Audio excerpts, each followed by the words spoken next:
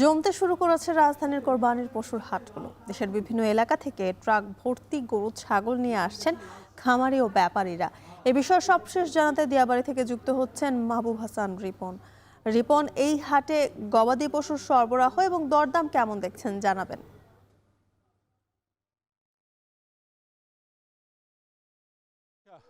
এই হাটটাকে বলা হচ্ছে রাজধানীর সবচেয়ে বড় হাট এবং আমরা এসে এখানে দেখেছি যে এখানে প্রচুর গাড়ি ঢুকছে। আমরা যখন ছিলাম জ্যাম ধরে গেছে এখানে, আমরা আসলে হেঁটে অনেকক্ষণ পথ পাড়ি দিয়ে আমরা এই জায়গায় এসেছি। কাজে এখানে প্রচুর গাড়ি আসছে এবং পশুবাহী যে গাড়িগুলো ঢুকছে এবং এখানকার যারা রয়েছে তাদের সাথে আমরা কথা বললাম।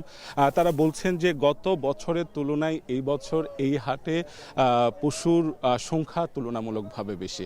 এর কারণ হিসেবে তারা বলছেন যে গত বছর এই হাটে যে ব্যবসাটা হয়েছিল সেই ব্যবসাটা ভালো হওয়ার কারণে হয়তো এই বছর ব্যাপারী বা গরুর সংখ্যা বেড়েছে। এবং আরেকটি বিষয় তারা বলছেন সেটি হচ্ছে যে এই টুঙ্গিতে একটা হাট ছিল গত বছর, সেই হাট এই বছর হচ্ছে না, যার ফলে টুঙ্গি হাটে যে গরুগুলো সেই গরুগুলো দিয়াবাড়ির এই হাটে আসছে। ফলে এখানে গরুর যে সরবরাহ সেটি অন্যান্য হাটের চাইতে অনেক বেশি এবং এই হাটটা গাবতলীর হাটের চাইতেও বড় হাট বলা হচ্ছে। কাজে এখানকার যারা এখানে ব্যাপারী যারা আছেন তারা মনে করছেন যে এই বছর এখানে গত বছরের চাইতে গরুর যে সরবরাহ সেটা বেড়েছে। তারা যেটি বলছে যে এখন পর্যন্ত হাট জমেনি, তারা মনে করছেন যে হাট জমতে আরও 1 থেকে 2 দিন সময় লাগবে। তবে এর মধ্যেও অনেকে গরু বেচেছেন, তাদের সাথে আমরা কথা বলেছি। তারা বলছেন যে যারা শুরুর দিকে গরু নিতে আসছেন হয়তো তারা গরু নিচ্ছেন, কিন্তু বেশিরভাগ ক্ষেত্রেই ক্রেতারা কিন্তু এসে গরুর দাম হাঁকাচ্ছেন, তারা গরুর বাজার আসলে কেমন সেটি বোঝার চেষ্টা করছেন। হয়তোবা সেই ক্রেতারা পরবর্তীতে 1-2 দিন পরে হয়তোবা তারা ফাইনাল সিদ্ধান্ত নেবেন গরু কোথা থেকে কিনবেন বা কত দামে কিনবেন। তো সবকিছু মিলে গরু আসার যে প্রবাহটা সেটা কিন্তু চলমান রয়েছে, কিন্তু গরু বেচার যে ব্যাপার স্যাপার রয়েছে সেগুলো এখন পর্যন্ত শুরু হয়নি। তবে তারা বলছেন যে এটা হয়তো আরও 1 থেকে 2 দিন সময় লাগবে।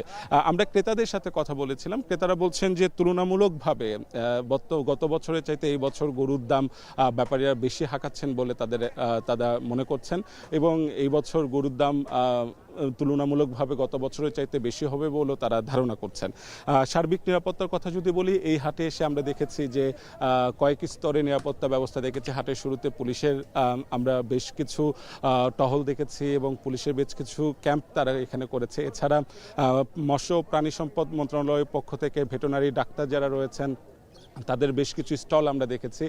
কাজে এখানকার যারা পশু নিয়ে এসেছেন তাদের কোনো সমস্যা হলে সেই সমস্যার সমাধান করার ক্ষেত্রেও তারা এক ধরনের ভূমিকা রাখছেন। এছাড়া সার্বিক পরিস্থিতি যাতে নিরাপত্তা কোনোভাবে বিঘ্নিত না হয় সেই চেষ্টাটা করা হচ্ছে। ব্যাপারীরা যাতে সার্বিকভাবে যে সহযোগিতা হাট কর্তৃপক্ষের কাছ থেকে পায়